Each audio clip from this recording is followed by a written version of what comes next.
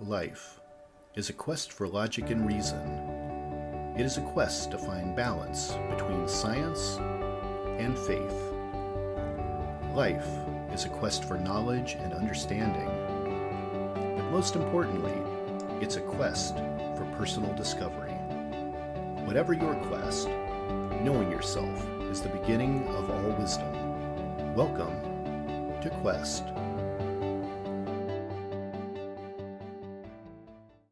Hi, Kristina. Welcome back to the Quest podcast. Hi, Todd. Thanks for having me back. Well, we had so much fun on last season's episode. I reached out to you again and I said, let's do another one for season 7. But this time, let's do like a myth-busting episode where we take these common things people out there in the world think are true and we say whether they're true or not. And you were down for that. That sounds fun. Let's do this.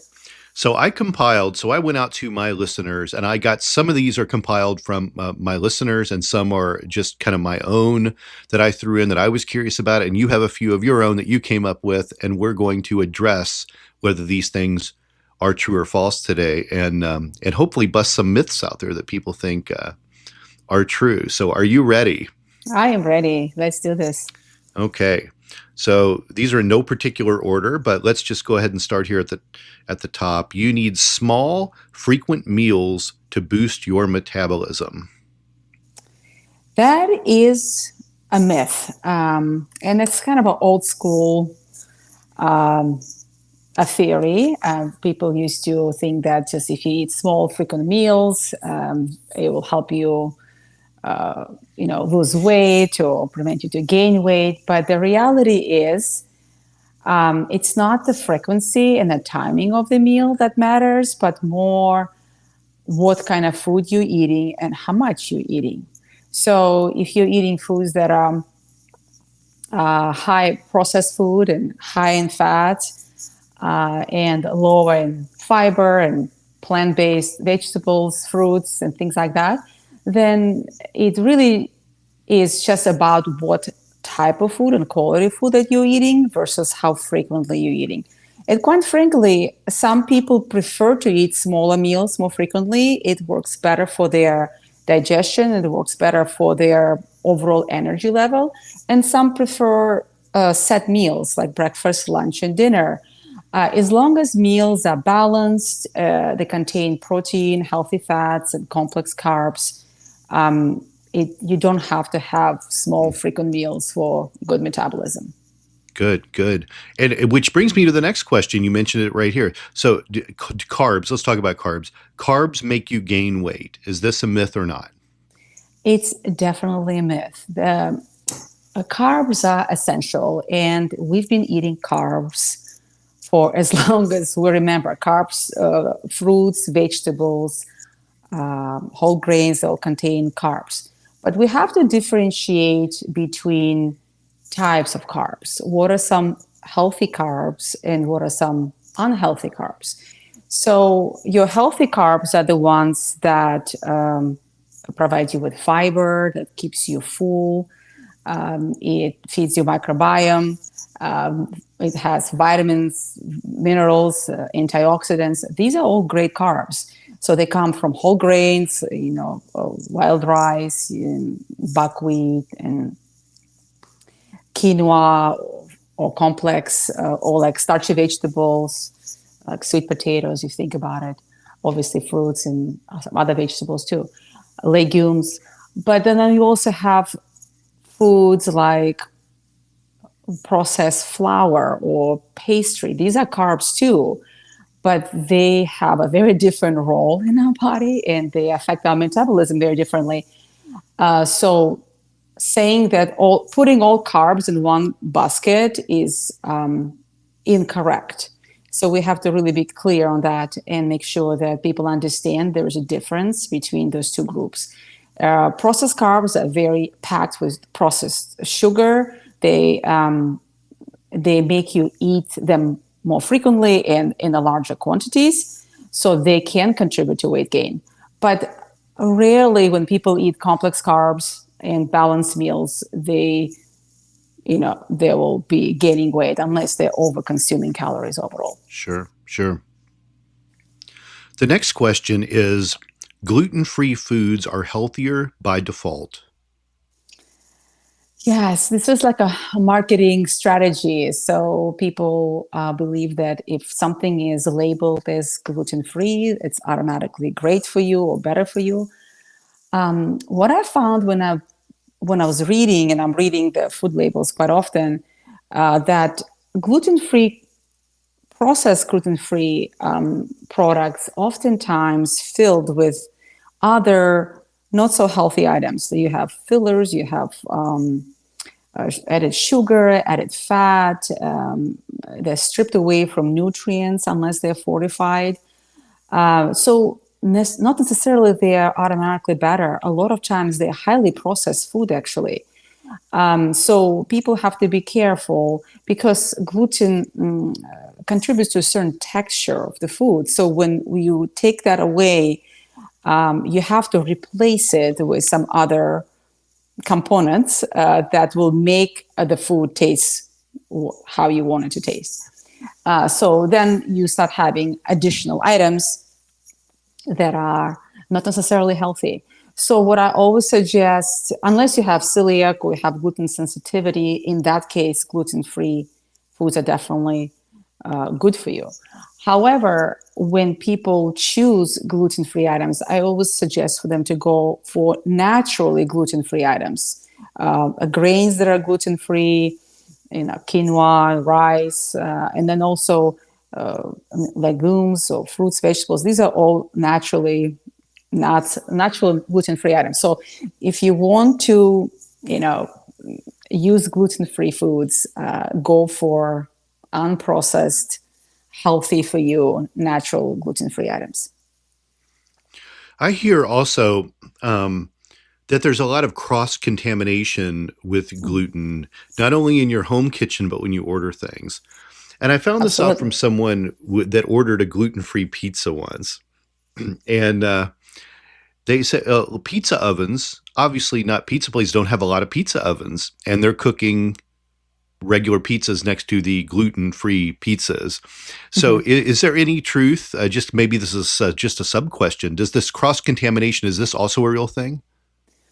Yes, it is. And that's why when people, if you truly have intolerance or celiac, or tolerance to gluten or celiac disease, then you really have to be careful because cross-contaminations for sure could be a problem for people who have a severe intolerance. So people may think that they are consuming gluten-free pizza, but because of cross-contamination, they are actually consuming a trace of gluten.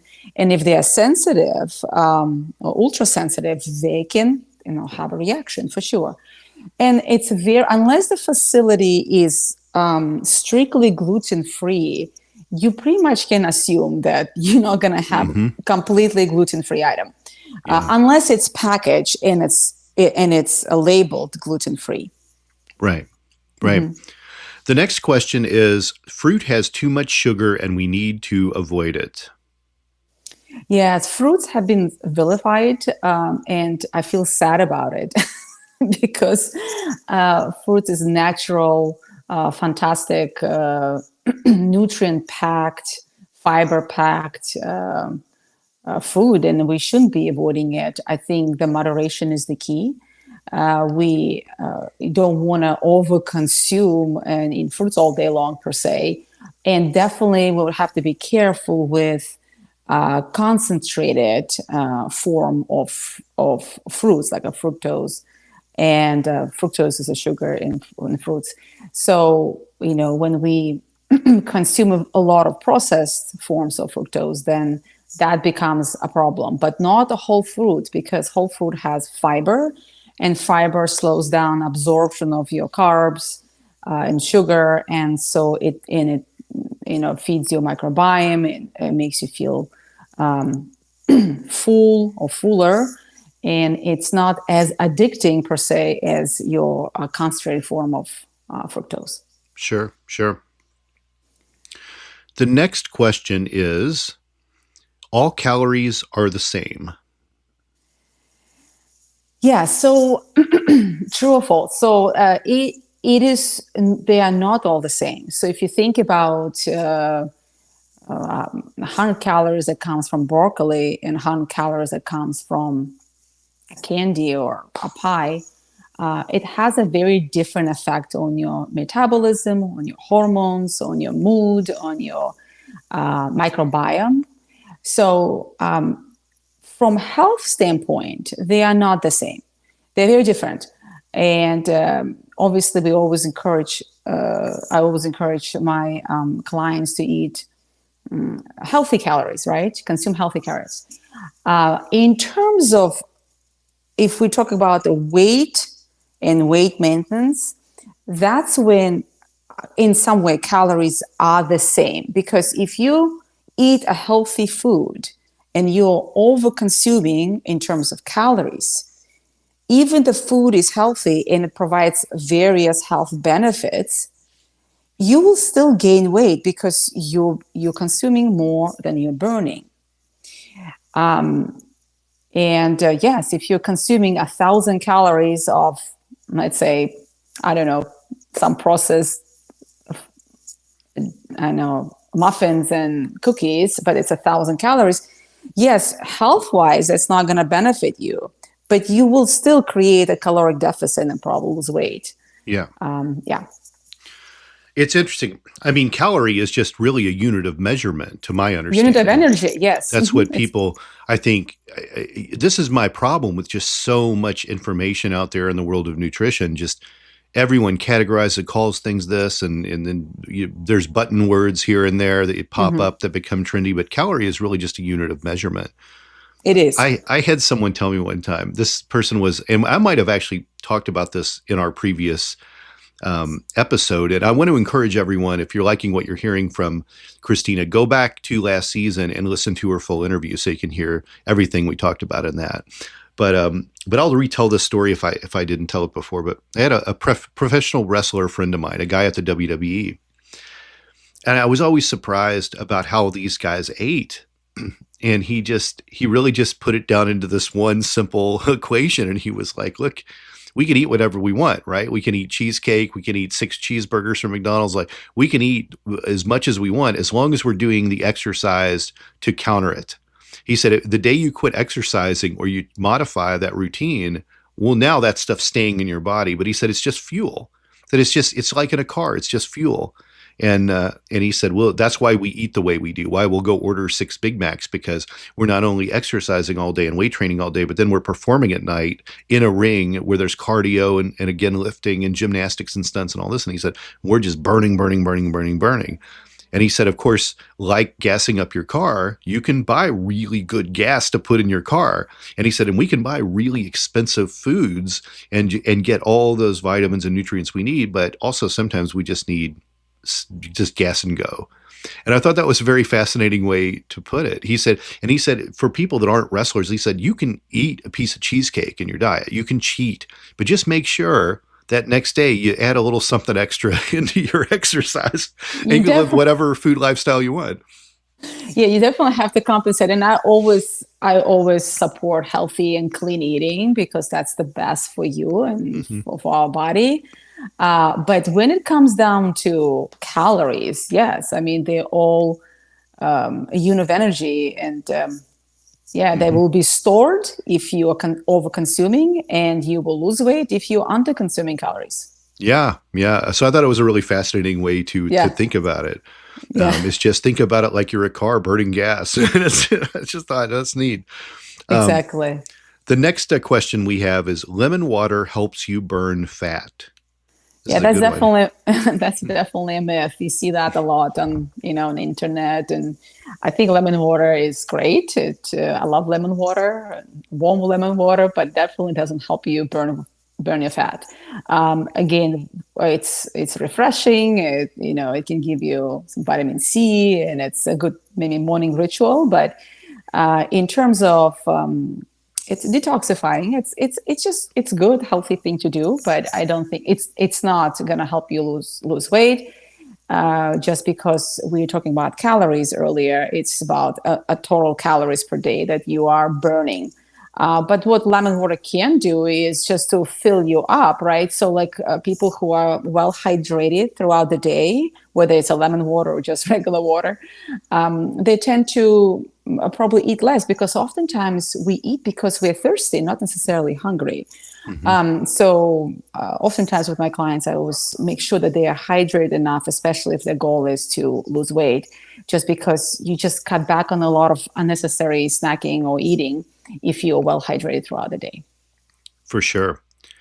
The next question is, frozen fruits and vegetables are less nutritious than fresh ones. Yeah, so that's kind of a perception that people have, that just because something is frozen, it's not necessarily as good. Actually, in many cases, it's quite the opposite. Frozen fruits or vegetables, they normally picked when they're fully ripe and they're packaged or frozen at that point. So they actually have the most nutrients in them because they are ripe. While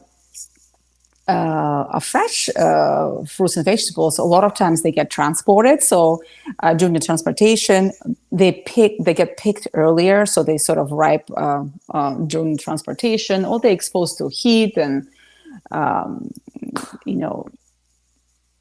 on the shelf for longer. So they actually can be losing nutrients during that time.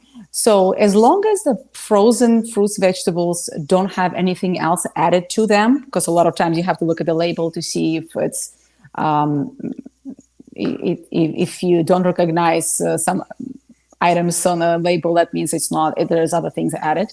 But if it's just a pure, let's say, raspberries or blueberries or broccoli, then in many cases, it's actually even better than fresh one, but at least it's equal. And it's an affordable way of actually getting your vegetables and fruits, especially if they are out of the season. You can still get all the benefits from frozen produce. I've always wondered if flash freezing things harmed them, but apparently not. They actually lock the nutrients in. You mentioned how vegetables ripen during transport a lot of times. I want to talk about the banana for a moment. Some people like a banana that's green turning yellow. Some people just like it when it's yellow. Some people like when a little brown. I think bananas taste more like bananas when they're a little overripe, when the skin's starting to darken. I think they have the best taste then.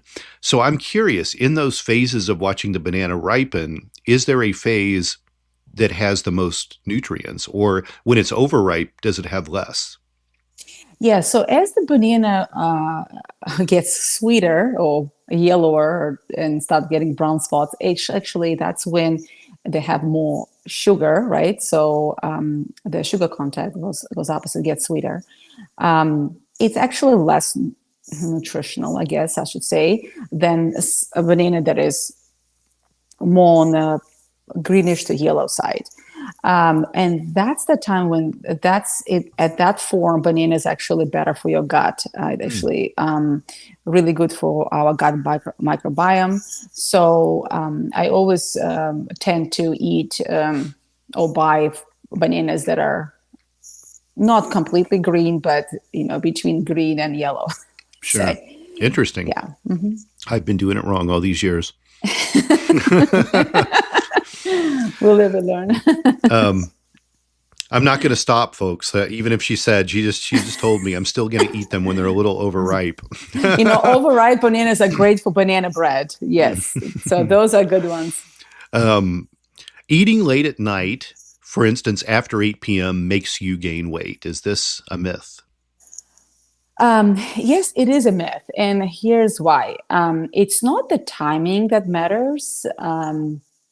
It's what we eat and when. So if we come home and it's 8 o'clock and we're having a large dinner, oftentimes people have maybe alcoholic beverage with it, and that actually adds extra calories. It makes us, it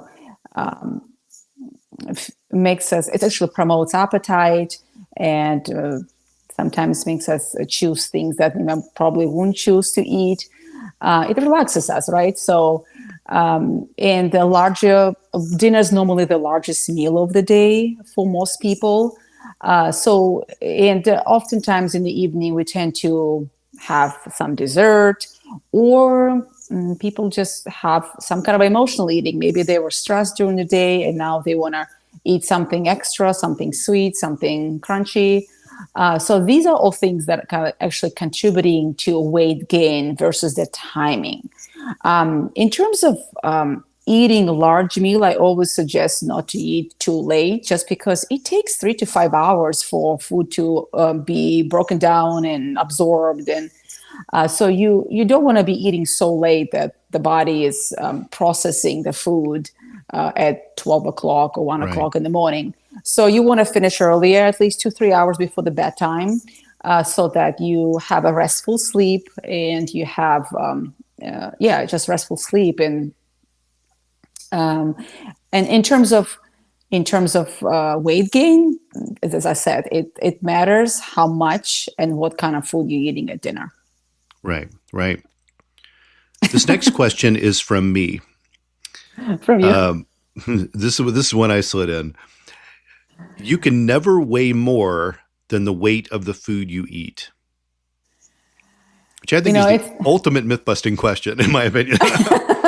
That is interesting question. And the thing is, it has nothing to do with the weight of the food. If you think about water and oil, right? It can weigh the same, but it has absolutely different caloric content. Water has no calories, and oil will have, it's a calorie dense item. Sure. So it depends if you're going to be. So it's not about the weight of the food. It's what you eat, and food can be heavy, but by weight, but might not have a lot of calories, and vice versa. Interesting. Because, you would think, well, if I held a 5-pound weight in my hand and I got on the scale, I'm now 5 pounds more than I was. But when that food moves through you, the way things are processed, it sort of, for a moment, you may weigh the actual weight, right? Yeah. But then it's, yeah. Yeah. So for example, the foods that have more water content, like fruits and vegetables, they weigh more, but they are not calorically dense. And then foods that contain more fat or sugar, they'll weigh less, but they will be a lot more in calories. What I'll do is I'll weigh myself multiple times a day, and I'll always weigh myself, at the very end of the night before I go to sleep. And then I'll look at that nice 3 pounds gone when I wake up in the morning, and I go, all right, a lot of the foods move through, You don't want to weigh yourself at the end of the day. That's the best time to weigh yourself is in the morning. Yeah. Well, that's why I do it at night and in the morning, so I can see that drop that happens. It's like, it's like really encouraging. The weight of all that food and everything I had in my stomach when I went to sleep, and when I wake up, and a lot of it's gone. It's all of it's gone. Yes. Moving on here. So this is an interesting one. Whites are bad for you. White rice, white bread, sugar, salt. What do you think? I just don't like the word bad for you, because like salt, how is salt bad for you? Well, salt is essential for you, right? Essential mineral. So if we eat a lot of it, it can contribute to some issues, especially people who have hypertension and heart issues. But, looking at it from moderation standpoint is the key. Rice, white rice, culturally people have been eating white rice for, a long time, and white rice has a place in our diet as long as it's balanced with a protein and healthy fats and eaten in moderation. The same is for bread. If you look at Mediterranean diets, they eat bread, they eat pasta, and it's white, but it's eaten with other foods that together creates a balanced meals. So yes, if most of the foods that people eat is white, processed, then it's a concerning. But if it's built in and balanced with other nutrient dense components, then there is a place for white foods definitely in a healthy diet. Good, good. This next one is interesting. Raw milk and cheese are not bad for you and shouldn't be illegal. Oh no, that's a very controversial topic these days. So what are my thoughts on that? Raw milk has definitely, natural enzymes, and I have never tried it, but people say it tastes better. It's less processed, right? And I think that the keys here is it contains healthy bacteria, but also can contain unhealthy, harmful microorganisms there. So pasteurization that kills microorganisms is very important because people who are more vulnerable, like elderly people or pregnant women and young children, or it's just immunocompromised individuals, whether they had organ transplant or they're just overall immunocompromised. These are the people, to be the most of. It would be very concerning for people for those people to consume products, raw milk products. And standards are different. So, if somebody chooses to eat or drink raw milk or eat raw milk products, it's important to know that who are they sourcing that product. They have to really be diligent about how they're handling those products. Gotcha. Some small farms have it's just you kind of you just have to be very careful, and you need to know that there is a risk, and that's why pasteurization helps with removing the pathogenic Right. organisms. Yeah. I think a little side question here I have, there's a lot of different kinds of cheeses.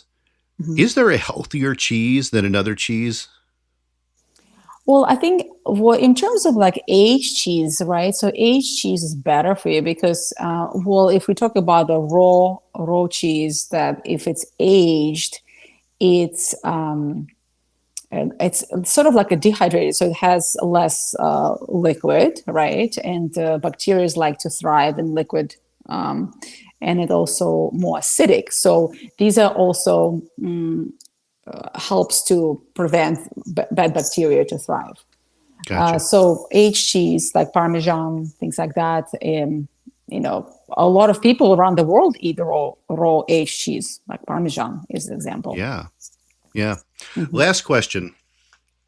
Does boiling food boil the nutrients out of it? We always hear about how people cook things, and the pluses and minuses of how foods should be cooked. But in this particular case, boiling food, does boiling food boil the nutrients out of it? Yes, actually, when we cook, vitamins, minerals leach into the water. So boiling definitely reduces amount of nutrients in the food, and so the best way to do it is to boil. Like, let's say if you cook the soup or stews and they remain in a container, or if you're boiling, then you can always save the water and reuse it as a stock. It's like a vegetable stock or chicken stock, if you're boiling it with the chicken. So these are the good way to add it back into your diet. And then just low temperature sauteing or roasting, actually preserving it too. So, but if you boil the food, try to reuse the liquid. Right, for sure. Yeah. Well, this has been a lot of fun. I hope you enjoyed this, and I hope we can do this again, make this a regular thing where we bust myths. That sounds like fun. Yes. Thank you so much for having me, Todd. This is fun. And just tell everyone once again, how can people find you out there on social media and the interwebs? Yes, I'm on Instagram under Kristina with K _ dietitian.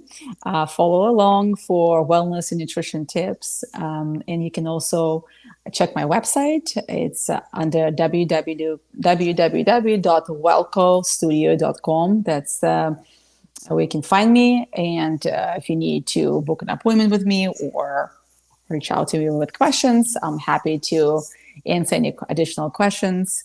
So these are the two places that you can find me. Everyone, send her your own questions for myths that she can bust. Yes, we can do it for next time. Yes. Everyone just flood her inbox with messages on things just like this. I appreciate you coming out, Kristina. Thank you so much. Thank you so much, Tom. Have a wonderful day.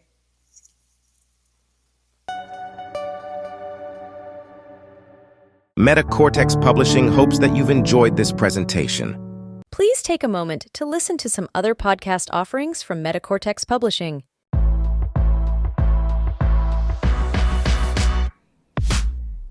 The Danceology podcast interviews the great masters of dance, the working professionals starring in today's most exciting shows, and the rising stars ready to amp up the craft. I'm your host, Edyta Stawenska from Dancing with the Stars. Join me as I dive into the world of dance, uncovering unique stories and the fascinating personalities of industry professionals on Danceology.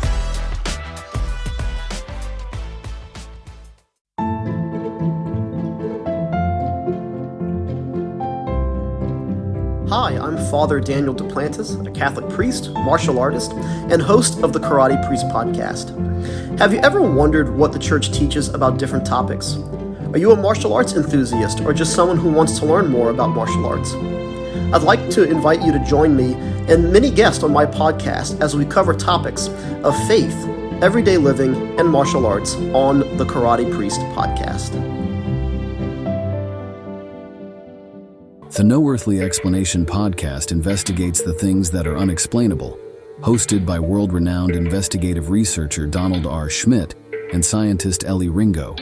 Follow them as they look for evidence for things that have no earthly explanation. Available anywhere you listen to podcasts. Every year, tennis players from around the world compete for excellence, triumphing against all odds to emerge the champions. I'm your host, Maddie Harrison. Join me as I get up close and personal with these dynamic individuals and find out what it takes to go for greatness. Let's go beyond the match.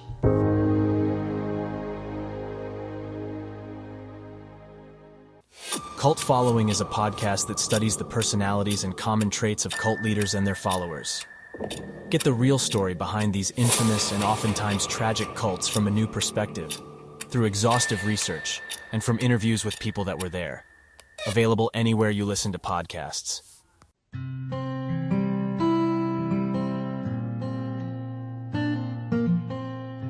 Hi everybody, I'm Amber Rose, the religious hippie, and I host the podcast A Catholic's Perspective. Join me every 2 weeks as I release episodes targeted towards helping young Catholics navigate their ever-changing secular world while staying strong in their faith. Whether you are a Catholic or not, all are welcome here. So if this is something that interests you, feel free to tune in. You can find A Catholic's Perspective on Spotify, Apple, or wherever you listen to your podcasts. I hope to see you there. Bye!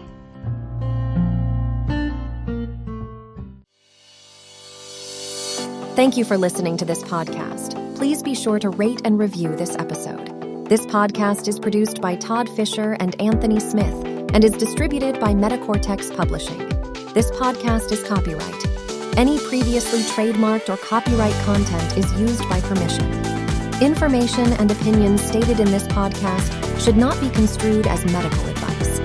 Please be sure to visit the official website for MetaCortex Publishing at metacortexpublishing.com or find us on social media for other unique content.